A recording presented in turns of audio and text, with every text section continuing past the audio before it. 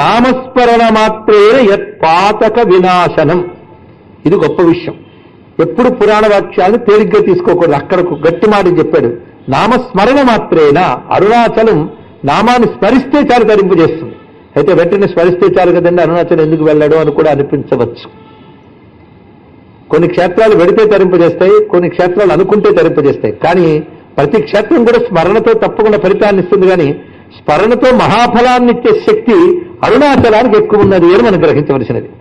అంటే అరుణాచలాన్ని బాగా స్మరిస్తే అరుణాచలేశ్వరి కృప వల్ల ఎప్పుడైనా అరుణాచలాన్ని దర్శించగలం, ఆ కృపను పొందగలం కూడా అన్వయించుకోవచ్చు. మొత్తం స్మరణాద్ అరుణాచలం అని ప్రసిద్ధి చెందినటువంటి వాక్యం ఉన్నది కదా, దాన్ని సనకులు వారు ప్రశ్నలోనే చూపిస్తున్నారు. నామస్మరణ మాత్రేనా, అంతేకాదు అరుణాచలాది క్షేత్రములకు వెళ్లకుండా, తత్వాన్ని తెలుసుకోకుండా ఏ పాపం అడ్డుకుంటుందో ఆ పాపాన్ని తొలగించే శక్తి స్మరణకున్నది, అరుణాచల స్మరణకున్నది. అది దీని యొక్క భావం. అదే జ్ఞాన ప్రతిబంధకాన్ని తొలగిస్తుంది స్మరణ.